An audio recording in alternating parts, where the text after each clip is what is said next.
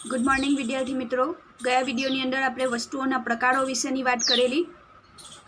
आजे आपणे संपत्ति अने कल्याण आर्थिक अभ्यासोमां वारंवार आवता बे शब्द संपत्ति अने कल्याणनो अर्थ पण समजी लेवो जरूरी छे। एनी अंदर जोईए संपत्तिनो अर्थ अने लक्षणों। संपत्तिनो अर्थ कोने कही शकाय? एडम स्मिथे अर्थशास्त्रनी व्याख्या संपत्तिना शास्त्र तरीके आपी। त्यारथी आर्थिक अभ्यासोमां संपत्तिनो अर्थ अने महत्व चर्चावा लाग्या। आल्फ्रेड मार्शले संपत्तिनो अर्थ आपता जणाव्युं के जे वस्तु उपयोगी होय एटले के अछतवाळी होय, विनिमयपात्र होय अने जेना पर व्यक्तिगत मालिकी थई शकती होय ए संपत्ति छे। तो सौप्रथम आपणे प्रश्न थाय अथवा तो सौप्रथम आपणे ए जोईए के संपत्ति कोने कहेवाय अने संपत्ति कया कया लक्षणों धरावे छे अथवा तो कई वस्तु धरावती होय एने आपणे संपत्ति कही शकीए। तो एनो व्याख्या अने अर्थ जोई ले तो आल्फ्रेड मार्शलनी वात करीए। आल्फ्रेड मार्शल एमना पहला सौ प्रथम वखते एडम स्मिथे 1976 ની અંદર પોતાનું પુસ્તક લખ્યું અને પુસ્તકની અંદર છે એની અંદર અર્થશાસ્ત્રને સંપત્તિના અર્થશાસ્ત્ર તરીકે ઓળખાવ્યું। ત્યારથી છે સંપત્તિનું વિશેષ મહત્વ અર્થશાસ્ત્રમાં થયું અને સંપત્તિ વિશે વધારે ને વધારે ચર્ચા થઈ। એટલે એના પછી આલ્ફ્રેડ માર્શલે સંપત્તિ કોને કહેવાય તે અંગેની વ્યાખ્યા આપણને આપી છે। તો સંપત્તિ કોને કહી શકીએ अथवा तो संपत्ति कोने कहेवाय के जे वस्तु उपयोगी होय एटले के अछतवाळी होय अथवा तो विनिमय पात्र होय अने जेना पर व्यक्तिगत रीते मालिकी थई सकती होय एने संपत्ति कही शकीए। टूंकमां आ लक्षणों धरावती कोईपण वस्तु एने आपणे संपत्तिना नामथी ओळखी शकीए। एटले फरीवार जोई लईए के जे वस्तु उपयोगी होय एटले के केवी जे वस्तु उपयोगी होय, अछतवाळी होय अने एना पुरवठा उपर काबू राखी शकाय एवी होय एटले के विनिमय पात्र होय एटले जेनुं खरीद वेचाण वर्तमानमां अथवा तो भविष्यनी अंदर थई शके एम होय अने जेना पर व्यक्तिगत रीते मालिकी थई शकती होय एने अर्थशास्त्रनी परिभाषामां संपत्तिना नामथी आपणे ओळखी शकीए। एटले आल्फ्रेड मार्शलनी आ व्याख्या प्रमाणे आपणे जोईए तो संपत्तिना घणा बधा लक्षणों आपणने जाणवा मळे छे, परंतु मुख्य 5 लक्षणों आपणे भणवाना छे। एमानुं पहेલું लक्षण छे ते उपयोगितानो गुण धरावे छे। एनी अंदर जोईए मानव जरूरियात संतोषवानो गुण एटले उपयोगितानो गुण। संपत्तिनुं प्रथम लक्षण ए छे ते मानवीनी जरूरियातो संतोषवानो गुण धरावे छे एटले के ते उपयोगी छे। मकान, वाहन, सोना चांदीना घरेणा वगैरे संपत्ति छे एम कही शकाय। एटले एवी कोईपण वस्तु के जे सेवा जेनामां मानवीनी जरूरियातो संतोषवानो गुण होय एने कही शकाय उपयोगितानो गुण। अने जे वस्तु उपयोगितानो गुण धरावे छे ते संपत्ति छे आपणे एम कही शकीए। एटले अहींया जे वस्तु के संपत्ति मानवीनी जरूरियातोने संतोषे छे अथवा तो संतोषवानो गुण धरावे छे एने अर्थशास्त्रनी परिभाषामां संपत्ति कही शकीए। उदाहरण तरीके आपणे एम कही शकीए के आपणे रहेवुं छे तो रहेवा माटे आपणी पासे मकान छे एटले मकान जे छे ए आपणी जरूरियातोने शुं करे छे? संतोषे छे, तो एने संपत्ति कही शकाय। बीजी वात करीए के आपणे वाहन व्यवहार करवो छे एटले के मुसाफरी अथवा तो अवर जवर करवी छे तो वाहन ए आपणी जरूरियातने शुं करे छे? संतोषे छे, माटे एने संपत्ति कही शकाय। आवी ज रीते घणी बधी वस्तुओनो विचार करी शकाय। टूंकमां जे वस्तुओ आपणा माटे उपयोगितानो गुण धरावे छे एवी तमामे तमाम वस्तुओने आपणे संपत्ति तरीके ओळखी शकीए। चालो बीजुं लक्षण जोईए, तेनी अछत होवी जोईए। वस्तुमां उपयोगितानो गुण होवा साथे तेमां अछतनो गुण पण होवो जोईए, कारण के अछतवाળી वस्तु ज विनिमय मूल्य धरावे छे। सर्वसुलभ वस्तुओ बधाने सरळताथी मळे छे। માટે તે સંપત્તિ ગણી શકાય નહીં, કારણ કે તેનો વિનિમય થવાનો નથી. અછતવાળી વસ્તુ જ સંપત્તિ ગણી શકાય. બીજું જે લક્ષણ છે અને તે છે એની અછત હોવી જોઈએ. એટલે જે વસ્તુ છે એની અછત હોય, મતલબ એનો જે પુરવઠો છે એ પુરવઠો કેવો હોય? લિમિટેડ હોય, એટલે કે કંટ્રોલમાં હોય અથવા તો કાબૂમાં હોય એવી વસ્તુને આપણે સંપત્તિ કહી શકાય. એટલે જે વસ્તુ અછતવાળી હોય એને એ જ વસ્તુઓ વિનિમય મૂલ્ય ધરાવે છે, તેથી તેને સંપત્તિ ગણી શકાય. પણ આ જે સર્વસુલભ વસ્તુઓ છે એ સર્વસુલભ વસ્તુઓ તો બધાને સરળતાથી મળે છે. હવે બધાને સરળતાથી મળે છે એટલા માટે એના પુરવઠા ઉપર કાબૂ કે અંકુશ નથી, માટે એને સંપત્તિ ગણી શકાય નહીં. ફોર એક એક્ઝામ્પલ જોઈએ, હવા અથવા તો સૂર્યપ્રકાશ, એને સંપત્તિ ગણી શકાય નહીં. કેમ? એનું કારણ શું? કારણ કે આ જે વસ્તુ છે એ વસ્તુ સર્વસુલભ છે. સર્વસુલભ એટલે કેવી? બધાને સરળતાથી મળી રહે છે, માટે એને સંપત્તિ ગણી શકાય નહીં. બાકીની વસ્તુ એવી છે કે જે અછત ધરાવે છે, એના પુરવઠા પર કોઈનો કાબૂ હોય છે, એટલા માટે એનું વિનિમય જે મૂલ્ય છે તેથી એને સંપત્તિ કહી શકાય. જ્યારે સર્વસુલભને એટલા માટે સંપત્તિ નથી ગણાતી કારણ કે અહીંયા પુરવઠો ઉપલબ્ધ બધાને છે, એટલે વિનિમય મૂલ્ય સાવ શૂન્ય છે, એટલા માટે એને વિનિમય મૂલ્ય કહી શકાય નહીં. ત્રીજું લક્ષણ છે ભૌતિક કે બાહ્યરૂપ ધરાવે છે. સંપત્તિ ભૌતિક કે બાહ્યરૂપ ધરાવતી હોવી જોઈએ. વ્યક્તિમાં રહેલ જ્ઞાન, સમજણ, કળા એ સંપત્તિ નથી, તેનો વિનિમય થઈ શકતો નથી. જે તે વ્યક્તિ સાથે જ તે રહે છે તે તેનો આંતરિક ગુણ છે. એક ખાસ વાત અત્રે યાદ રાખવાની કે કોઈ એક વિચારને સ્પષ્ટ સ્વરૂપે નોંધી તેને સંપત્તિ તરીકે રજૂ કરવાનો કાયદો હાલમાં વિશ્વભરમાં સ્વીકારાયો છે. તે ચોક્કસ વિચારવાનું ખરીદ વેચાણ થઈ શકે છે, તેનો માલિકી હક નક્કી થાય છે અને તેનો વારસો પણ નક્કી થાય છે. પણ યાદ એ રાખવાનું છે કે માત્ર ચોક્કસ વિચાર કે વિચાર સમૂહને સંપત્તિ ગણવામાં આવે છે. આપણે વાત કરી છે ત્રીજા લક્ષણની, તો આ જે મુદ્દો છે એ મુદ્દો ખાસ તો સમજવા જેવો છે, કારણ કે ઘણી બધી ગૂંચવણ આની અંદર થઈ શકે, એટલે ખાસ ધ્યાન આપજો. તો એમ કહી શકાય કે ભૌતિક કે બાહ્ય સ્વરૂપ ધરાવે એટલે શું? એવી કોઈ પણ વસ્તુ કે સેવા કે જે ભૌતિક અથવા બાહ્ય સ્વરૂપ કે જેને જોઈ શકતા હોઈએ અથવા તો એને માપી શકતા હોઈએ એવું સ્વરૂપ કોઈ પણ વસ્તુ ધરાવતી હોય જ તો જ એને સંપત્તિ કહી શકાય. હવે એવી કોઈ પણ વસ્તુ કે સેવા જે ભૌતિક કે બાહ્ય સ્વરૂપ ધરાવતી નથી અને છતાં આપણે એના ઉપયોગમાં લઈએ છીએ, તો એવી વસ્તુ ઉપયોગી હોવા છતાં એને સંપત્તિ કહી શકાય નહીં. એટલે અહીંયા સરળતાથી સમજો કે વ્યક્તિમાં રહેલું જ્ઞાન, સમજણ, કળા, કૌશલ્ય, વિશિષ્ટતા અથવા તો આવડત આવી ઘણી બધી વસ્તુ વ્યક્તિની અંદર હોય, ખૂબ જ વધારે પ્રમાણની અંદર હોય, પણ આ વસ્તુઓનો પ્રોબ્લેમ એ છે કે એ જોઈ કે માપી શકાય નહીં, એનું કોઈ કદ હોતું નથી. પરિણામ એ આવે છે કે એને સંપત્તિ ગણી શકાય નહીં. અને ભૌતિક કે બાહ્ય સ્વરૂપ નથી એટલે એને સંપત્તિ ગણી શકતા નથી, માટે એનો વિનિમય પણ થઈ શકતો નથી. એટલે મેં મોટામાં મોટી મર્યાદા એ છે કે જ્ઞાન, સમજણ, કળા હોવા છતાં એને સંપત્તિ ગણવામાં આવતી નથી.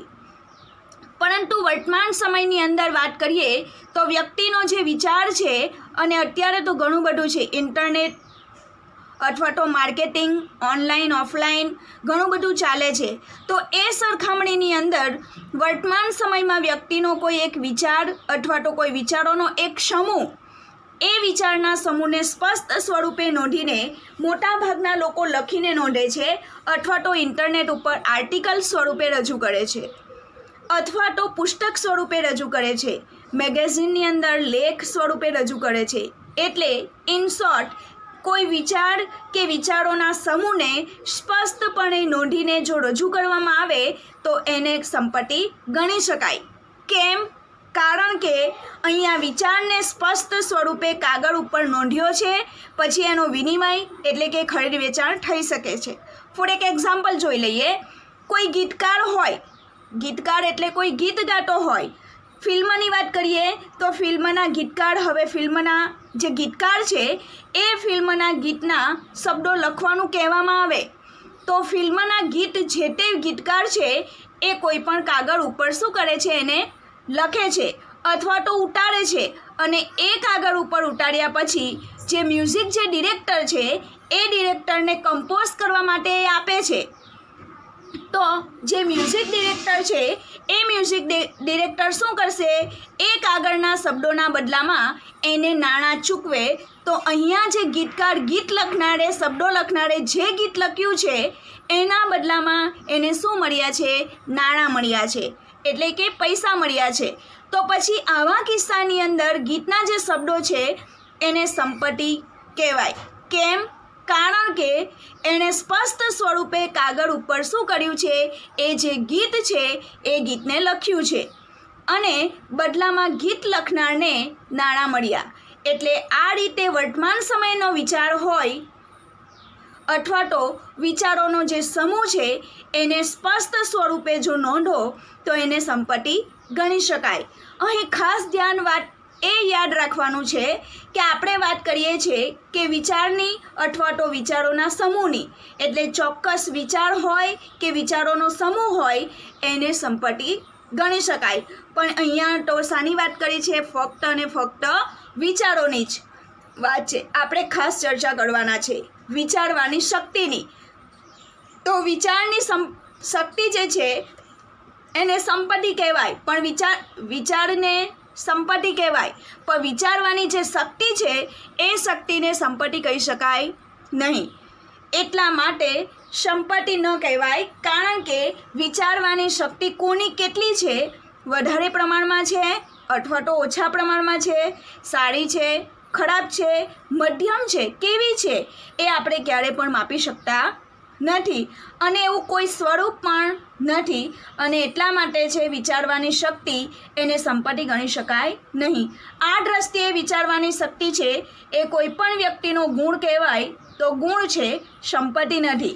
અને સંપત્તિ નથી એટલે તેનું હસ્તાંતર એટલે શું, તો ખરીદ વેચાણ અથવા તો આપલે અથવા તો વિનિમય એ ક્યારે પણ થઈ શકે નહીં. હા, પણ એક વાત અગત્યની છે કે કોઈ વૈજ્ઞાનિક હોય, ઉદાહરણ તરીકે આપણે વાત કરીએ વૈજ્ઞાનિકની, તો એ જે વૈજ્ઞાનિક છે એ વૈજ્ઞાનિકની વિચારવાની જો શક્તિ હોય તો વિચારવાની શક્તિને સંપત્તિ ન કહેવાય, પણ વૈજ્ઞાનિક એ વિચારવાની શક્તિનો ઉપયોગ કરે અને કોઈ શોધ કરે અથવા તો કોઈ વસ્તુ પાછળ સંશોધન કરે, તો જે સંશોધન કરે એ સંશોધન કર્યા પછી કોઈ પણ વસ્તુને બનાવે તો એ વસ્તુને આપણે અર્થશાસ્ત્રની પરિભાષામાં સંપત્તિ ગણી શકીએ. એટલે શોધ કરે તો એ શોધને આપણે સંપત્તિ કહી શકાય. ઉદાહરણ તરીકે એલેક્ઝાન્ડર ગ્રેહામ બેલ નામની વાત એક સરસ મજાની યાદ આવે છે કે એ જે વૈજ્ઞાનિક હતા એલેક્ઝાન્ડર ગ્રેહામ બેલ નામ, એમનામાં બહુ સરસ વિચારવાની શક્તિ હતી. તો એ વિચારવાની જે શક્તિને સંપત્તિ ન કહેવાય, પણ એ વિચારવાની શક્તિનો જો એ ઉપયોગ કરે, એટલે એણે શું કર્યું, એ જે વૈજ્ઞાનિક હતા એ વૈજ્ઞાનિકે પોતાની શક્તિનો ઉપયોગ કરીને ટેલિફોનની શોધ કરી. તો જે ટેલિફોનની જે શોધ કરી એને અર્થશાસ્ત્રની પરિભાષામાં આપણે સંપત્તિ કહી શકીએ. તો આ રીતે છે એ વૈજ્ઞાનિકની વિચારવાની શક્તિને સંપત્તિ ન કહેવાય, પણ એ વિચારવાની શક્તિનો જો એ ઉપયોગ કરે અને એમાંથી કોઈ વસ્તુ બનાવે તો એ વસ્તુને આપણે સંપત્તિ કહેવાય અથવા તો એ શોધને આપણે સંપત્તિ કહી શકીએ. ચોથું લક્ષણ છે વિનિમય પાત્રતા હોવી જોઈએ.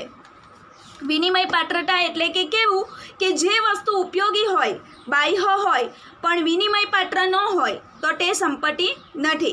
સંપત્તિનો અગત્યનો ગુણ તેની વિનિમય ક્ષમતા છે, તે આપીને સામે બીજી વસ્તુ મેળવી શકાવી જોઈએ. સંપત્તિ વ્યક્તિની વર્તમાન જરૂરિયાતો સંતોષે જ છે, પણ ભવિષ્યમાં ઊભી થનારી જરૂરિયાતો મેળવી આપવામાં પણ મદદરૂપ થાય છે. આ ત્યારે જ શક્ય બને જ્યારે તે વિનિમયક્ષમ હોય. એક્ઝામ્પલ તરીકે જોઈએ તો મકાન વર્તમાનમાં જરૂરિયાત સંતોષે, પણ ભવિષ્યમાં મકાન વેચીને અન્ય જરૂરિયાતો પણ સંતોષી શકાય છે. સોનું, ઝવેરાત, જમીન વગેરે સંપત્તિ છે, કારણ કે તે વિનિમય મૂલ્ય છે એમ કહી શકાય. સંપત્તિનું ચોથું લક્ષણ છે વિનિમય પાત્રતા હોવી, એટલે કે જે વસ્તુને આપણે સંપત્તિ ગણીએ છીએ એમાં વિનિમય ક્ષમતા હોવી જોઈએ, વિનિમય કરવાની ક્ષમતા હોવી જોઈએ. તો વિનિમય કરવાની ક્ષમતા એટલે શું? કે એક વસ્તુ આપણે આપીએ છીએ તો બદલામાં બીજી વસ્તુ આપણને મળવી જોઈએ. તો આવો જે ગુણ ધરાવે એવા ગુણને આપણે સંપત્તિ કહી શકાય. એટલે જે વસ્તુ આપીને બદલામાં બીજી વસ્તુ મેળવી શકાય એને સંપત્તિ ગણી શકાય. આપણી પાસે કોઈ વસ્તુ હોય, ફોર એક એક્ઝામ્પલ કાર હોય, મકાન હોય, જમીન હોય, સોનું હોય, તો આ જે બધી વસ્તુ છે એ વસ્તુ આપણે આપીએ છીએ તો બદલામાં એના આપવાના બદલામાં આપણને શું મળે છે? નાણાં મળે છે અથવા તો બીજી કોઈ વસ્તુ મળે છે. અને એ જે આપણને મળે છે એના દ્વારા આપણે આપણી બીજી જે જરૂરિયાતો છે એ જરૂરિયાતોને સંતોષી શકીએ છીએ, માટે એને સંપત્તિ કહી શકાય. ટૂંકમાં તમારી પાસે જે વસ્તુ છે એ એટલી કિંમતી છે અથવા તો એટલું મૂલ્ય ધરાવે છે કે જે આપીને તેના બદલાની અંદર આપણે કંઈક ને કંઈક મેળવી શકો, તો એને સંપત્તિ કહી શકાય. જે સંપત્તિ છે એનો જે બીજો ગુણ છે કે એ જે સંપત્તિ છે એટલે કે વ્યક્તિની વર્તમાન જરૂરિયાતો પણ સંતોષે છે અને ભવિષ્યની જરૂરિયાતોને પણ સંતોષે છે. ફોર એક એક્ઝામ્પલ જોઈએ કે કોઈ વ્યક્તિ હોય, એ વ્યક્તિ વર્તમાન સમયની અંદર મકાનમાં રહેતો હોય ત્યારે રહેવાની જે જરૂરિયાતો સંતોષે છે અને ભવિષ્યની અંદર એને નાણાંની જરૂરિયાત ઊભી થાય અને શું કરશે? જો એને નાણાંની જરૂરિયાત જો ઊભી થાય તો મકાન વેચીને અન્ય જરૂરિયાતોને એ શું કરી શકે છે? પૂરી કરી શકે છે. એટલે ટૂંકમાં વર્તમાન અને ભવિષ્ય બંનેની જે જરૂરિયાતો સંતોષવાનું કાર્ય કરે છે એ સંપત્તિ છે. તો મકાન, સોનું, જમીન, ઝવેરાત આ બધી જ બાબતો એવી છે કે જેમાં વિનિમય પાત્રતાનો ગુણ છે, વિનિમય ક્ષમતાનો ગુણ છે, એટલા માટે એને સંપત્તિ કહી શકાય. પાંચમું અને છેલ્લું, ટકાઉપણાનો ગુણ. સંપત્તિમાં ટકાઉપણાનો ગુણ છે. જે વસ્તુઓ, સેવાઓ નાશવંત છે, જેના જથ્થાને લાંબા સમય સુધી રાખી શકાતો નથી, તે સંપત્તિ ગણી શકાય નહીં. સોનું, જમીન, મકાન, શહેર વગેરે સંપત્તિ છે, કારણ કે તે વર્ષો સુધી રહે છે. શ્રમિકનો શ્રમ, શિક્ષકનું શિક્ષણ, ખેડૂત દ્વારા ઉત્પાદિત નાશવંત વસ્તુઓ સંપત્તિ નથી, કારણ કે તે લાંબા ગાળા સમય સુધી ટકાવી શકાતી નથી. જો નાશવંત વસ્તુઓ લાંબા ગાળા સુધી ટકે તેવી વ્યવસ્થા શોધાય તો આજે જે સંપત્તિ નથી તે આવતીકાલે સંપત્તિ બને. ફોર એક એક્ઝામ્પલ, ખેડૂતો હવે કેટલાક ખેત ઉત્પાદનોને કોલ્ડ સ્ટોરેજ જેવી ટેકનોલોજીના ઉપયોગથી લાંબો સમય ટકાવી શકે છે. આમ બાહ્ય ઉપયોગી વિનિમય પાત્ર પણ અને અછતવાળી વસ્તુ એટલે સંપત્તિ. સરળ ભાષાની અંદર એક લીટીમાં જો સમજવું હોય તો એવી કોઈ પણ વસ્તુ અથવા તો એવી કોઈ પણ સેવા કે જે ટૂંકા ગાળામાં અથવા તો ટૂંકા ગાળાની અંદર નાશ પામે એને વાપરો કે ન વાપરો, એટલે કે નાશવંત હોય એવી કોઈ પણ વસ્તુ કે સેવાને સંપત્તિ કહી શકાય નહીં. એટલે સમયના ટૂંકા ગાળામાં જે વસ્તુ નાશ પામે એને વાપરો કે ન વાપરો, છતાં પણ એનો અંત આવે એવી જે વસ્તુ છે એવી વસ્તુને આપણે સંપત્તિ કહી શકીએ નહીં. એટલે કે જે વસ્તુને લાંબા સમયગાળા સુધી ટકાવી શકો અથવા તો વાપરી શકો એને જ સંપત્તિ કહી શકાય. જે વસ્તુ કે સેવાઓ નાશવંત હોય એને સંપત્તિ કહી શકાય નહીં. ફોર એક એક્ઝામ્પલ, શાકભાજી, દૂધ, ફળ, અનાજ આ બધી વસ્તુ એવી છે કે જે નાશવંત છે. ટૂંકા સમયગાળાની અંદર આ જે વસ્તુ છે એ વસ્તુ નાશ પામે છે, એટલે એને સંપત્તિ કહી શકાય નહીં. પરંતુ જમીન, સોનું, મકાન આ બધી જે વસ્તુઓ એવી છે કે જેને આપણે લાંબા સમયગાળા સુધી ટકી શકે છે, માટે એને સંપત્તિ ગણી શકાય. કઈ વસ્તુ એવી છે જે નાશવંત છે? દાખલા તરીકે શ્રમિકોનો શ્રમ, ખેડૂત દ્વારા જેટલી વસ્તુનું ઉત્પાદન થાય છે, જે આપણે અગાઉ ચર્ચા કરી, શાકભાજી, દૂધ, ફળ, અનાજ આ બધી જે વસ્તુ એવી છે કે જે નાશવંત છે, માટે એને સંપત્તિ કહેવાય નહીં. હવે વર્તમાન સમયની વાત કરીએ તો વર્તમાન સમયમાં એવું થયું કે જે નાશવંત વસ્તુઓ છે એ નાશવંત વસ્તુઓને આપણે લાંબા સમયગાળા સુધી ટેકનોલોજીના માધ્યમથી એને શક્ય બનાવી શકીએ છીએ. કઈ કઈ ટેકનોલોજી આપણી પાસે છે?